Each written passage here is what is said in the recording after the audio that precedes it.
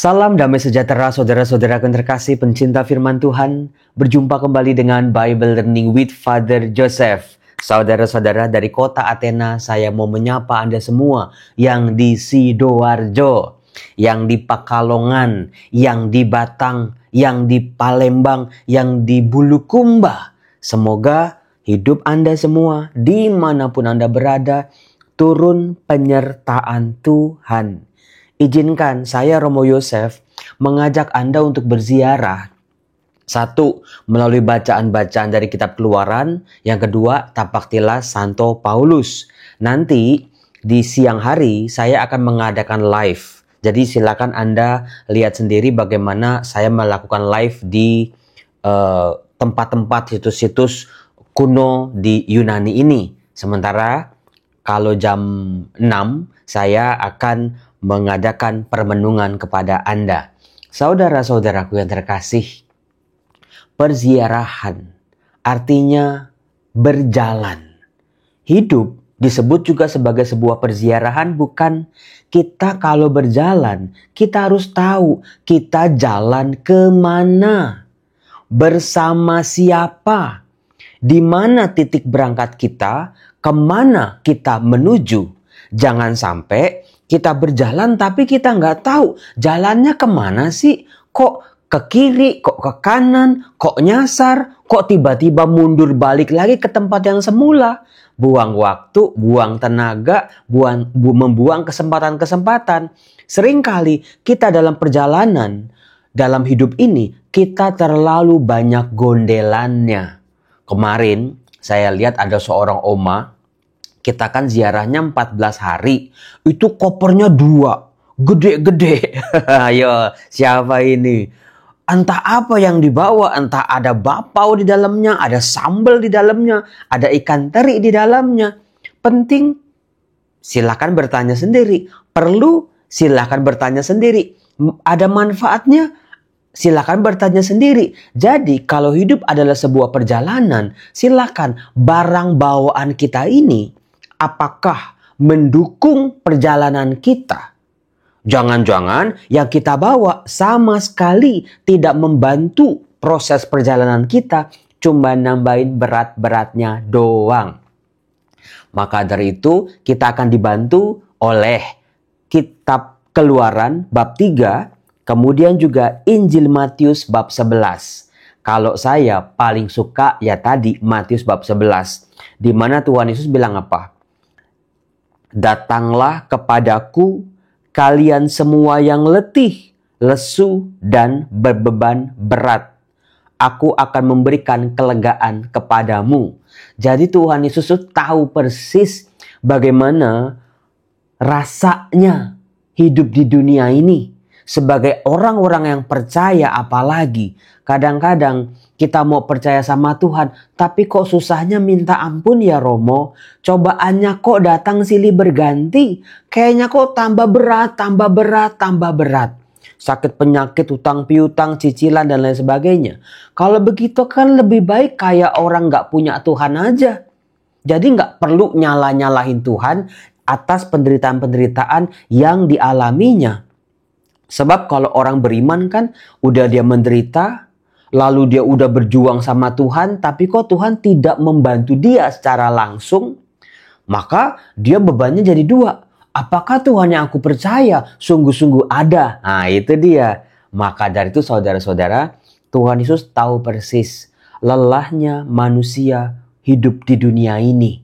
Maka Tuhan Yesus memberikan sebuah patokan, sebuah kekuatan, sebuah pegangan dan tuntunan. Siapa yang mulai lelah dalam hidupnya? Siapa yang lagi letih? Bukan cuma badan Romo. Bukan cuma gara-gara kita jalan sana, jalan sini. Kalau jalannya ziarah kayak Romo Yosef mah enak bisa dinikmati. Tapi gimana ketika perjalanan kita di dunia ini, dalam perziarahan ini, sama sekali tidak bisa dinikmati Romo. Boro-boro Romo. Lihat suami, lihat istri, lihat anak, lihat beban pekerjaan Romo. Gak bisa dinikmati. Maka dari itu, Betul, Tuhan Yesus berkata, datang kepadaku. Ayo datang yuk. Datang, come to me. Kalian semua. Itu coba Anda kalau baca kitab suci, pelan-pelan. Yang disuruh datang sama Tuhan Yesus bukan cuma yang wah lagi banyak utangnya. Yang lagi wah sakitnya lagi kanker stadium 4. Semua yang letih, lesu dan berbeban berat. Kita semua tanpa kecuali. Meskipun hidup kita lagi enak-enaknya, meskipun hidup kita lagi nggak punya beban, tapi Tuhan Yesus bisa melihat lebih dalam lagi.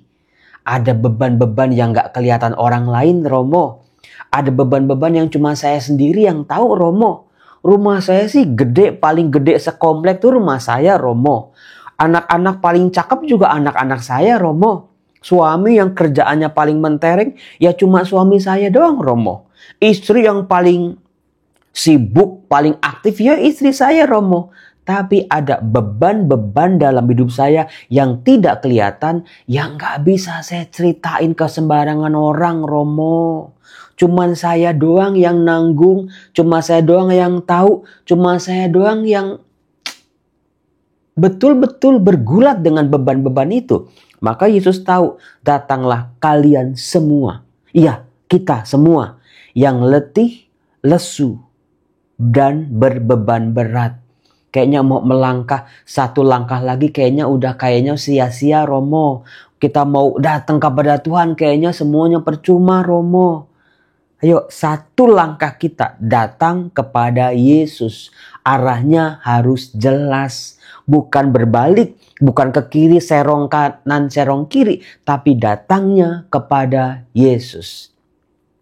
Kemudian pikulah kuk yang kupasang dan belajarlah padaku. Nah ini dia.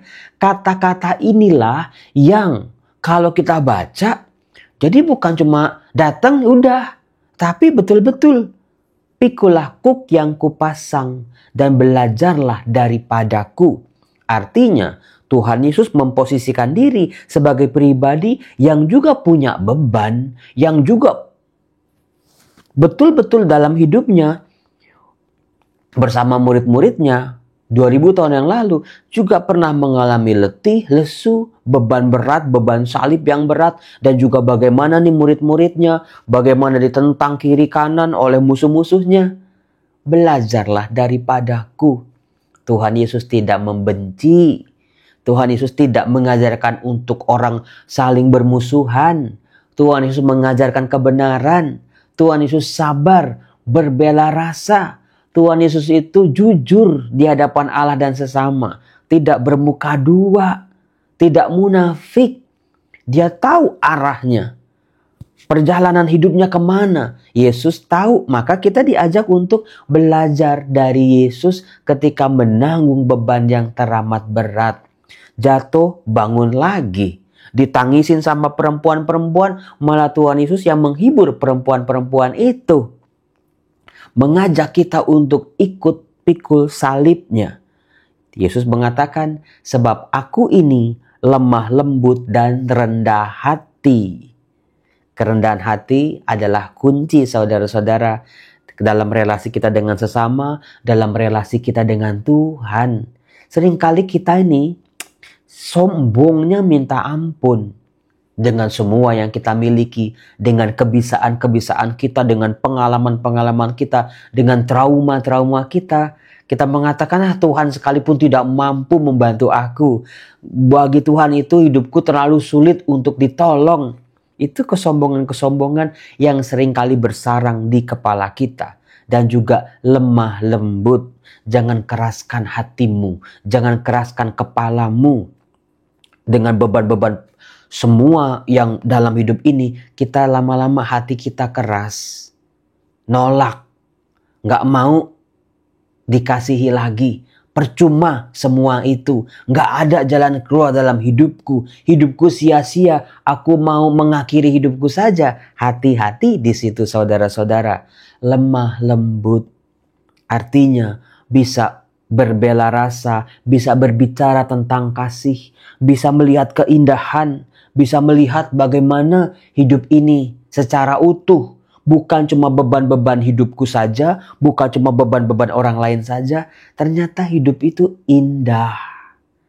Hati yang lemah lembut bisa melihat, merasakan kebaikan-kebaikan yang berasal dari Tuhan. Bisa melihat kebaikan-kebaikan bekerja dalam diriku meskipun hidupku lagi berat-beratnya, meskipun aku lagi capek, meskipun aku lagi banyak tantangannya. Dikatakan, maka hatimu akan mendapat ketenangan, rasa damai, shalom, kebaikan murni yang Tuhan berikan ketika kita diciptakan. Ketenangan. Siapa yang hatinya sedang tidak tenang? Ya Romo dikejar-kejar utang, rentenir, dikejar-kejar banyak banget masalah Romo. Makan gak enak, gelisah banget Romo. Relasi sama pasangan juga, aduh Romo kayak kulkas 2 pintu Romo. Dingin. Kayak Romo Yosef itu lagi kemarin minum es cappuccino Romo. Dingin kayak begitu mah enak di tengah panas-panas matahari kayak gini. Tapi kalau relasi sudah mulai dingin dengan anak, dengan suami, dengan istri, dengan orang tua, dengan tetangga, itu nggak enak Romo. Maka dikatakan, sebab enaklah kuk yang kupasang dan ringanlah bebanku. Tuhan Yesus itu pribadi yang tidak membebani kita dengan ajaran-ajarannya. Seolah-olah mengampuni itu beratnya minta ampun Romo. Berbagi, gimana saya bisa berbagi Romo kalau saya aja kurang sini kurang sana.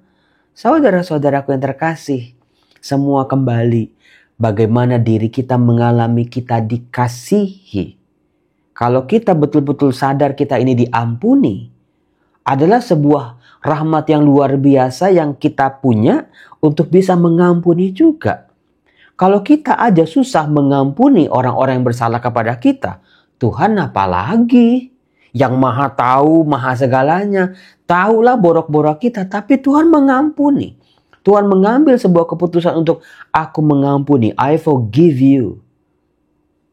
Tapi kita seringkali kesalahan-kesalahan orang lain, beban-beban kita jadi bertambah-tambah, kita bawa dalam perjalanan hidup kita, digondeli dengan koper-koper yang penuh dengan kesalahan-kesalahan orang lain. Orangnya udah gak tahu kemana, orangnya mungkin udah gak ada lagi, orangnya udah lupa, tapi kita masih bawa-bawa. Sakit hati kita bawa-bawa.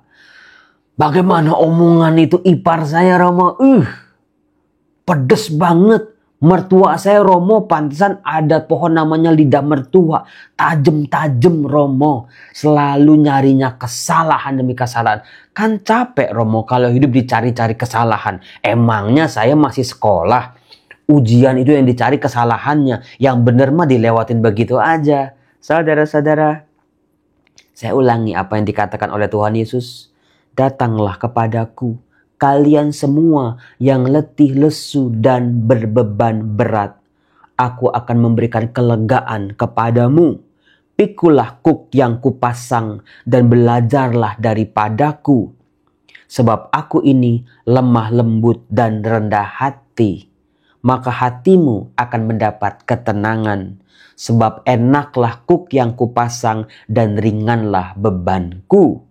Biar Tuhan yang memikul, kita ikut pikul salib ini. Ada banyak beban-beban yang harusnya membinasakan kita, sudah sedang dipikul sama Tuhan Yesus. Biar dosanya orang-orang, dosanya mertuamu, dosanya menantumu, dosanya anak-anakmu, biar aku yang pikul ya. Kamu gak usah. Wah, pakel-pok itu mah. Iya benar ya Romo ya. Selama ini saya capek Romo, itu nyimpen-nyimpen kesalahan orang lain. Tapi Tuhan Yesus ngomongnya, ya udah, kamu nggak usah aku urusin pertobatannya orang lain, kalau kamu nggak usah urusin dosa-dosanya mereka, nggak usah kamu urusin, udah. Aku yang pikul, kamu jalan aja, kamu memperoleh ketenangan. Sebab enaklah pikulan kuk yang kupasang ini dan ringanlah bebanku. Saudara-saudaraku, kalau udah begini ya, kita jadi terang benderang ketika membaca kitab Keluaran loh. Bagaimana Allah bukan cuma menyuruh Musa dan orang Israel, udah keluar sana, keluar dari Mesir. Enggak. Yang dilakukan oleh Tuhan adalah ada satu kata yang sangat amat menyentuh saya hari ini, yaitu kata menuntun.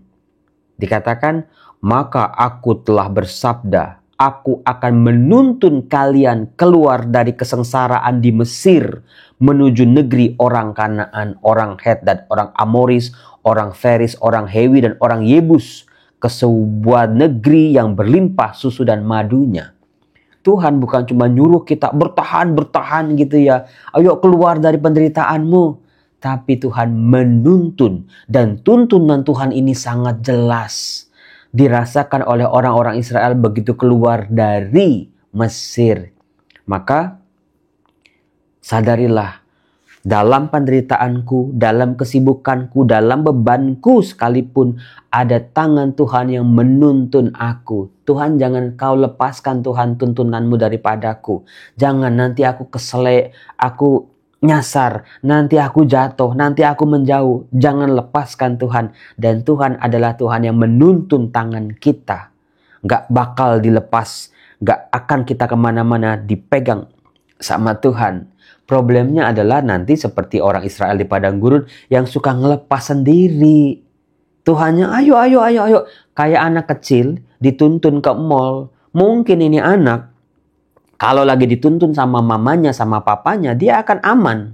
Ayo mau kemana? Tapi ini anak dia ngeliat toko mainan, dia lihat ada boneka-bonekaan, dia lepasin tangan papa mamanya, dia lari sana lari sini, akhirnya dia nyasar nangis sendiri. Seperti itulah hidup banyak orang saat ini.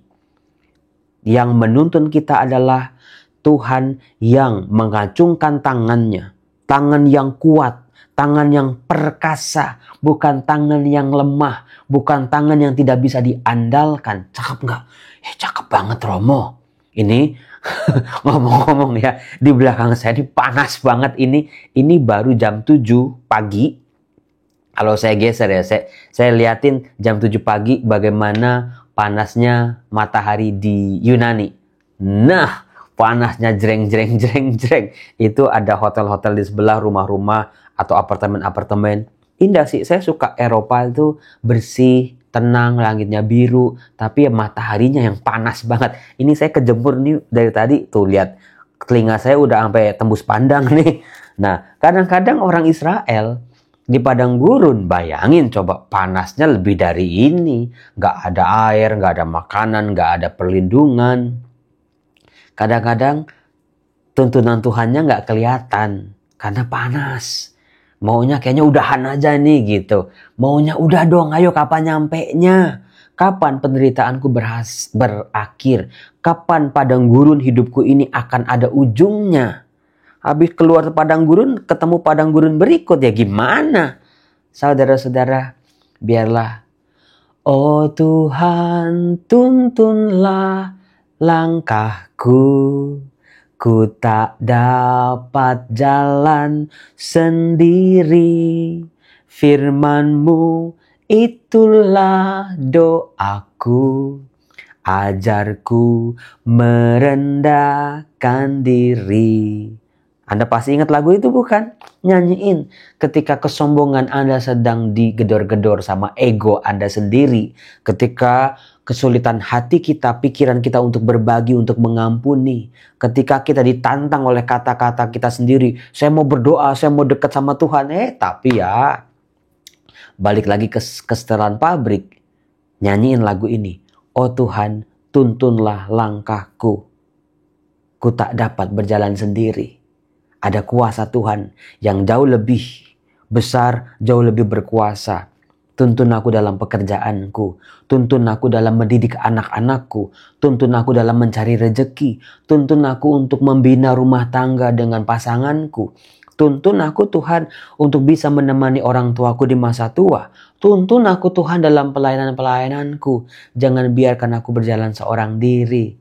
Cakep nggak? Kalau kitab Keluaran dibaca bareng-bareng dengan Matius bab 11. Bagaimana tuntunan Tuhan dihadirkan oleh Tuhan Yesus. Iya ya Romo. Sekarang saya mau semangat lagi Romo. Hidup adalah perjalanan. Nikmati perziarahan kita. bersama Tuhan. Ada kiri kanan yang indah-indah, bukan menjadi alasan kita melepas tuntunan Tuhan. Ada jalan yang berliku, ada jurang yang dalam, bukan membuat aku diam saja, tapi Tuhan menuntun aku melewati jurang demi jurang dalam kehidupanku. Cakep, cakep banget Romo. Udah ya, saya udah kepanasan ini. Saya harus siap-siap sunblock katanya ya. Saya juga udah beli pelindung tangan. Saya udah beli topi karena ini di dalam hotel aja panasnya kayak gini, apalagi nanti di luar. Saya akan mendoakan Anda, saya akan nanti pergi ke Areopagus,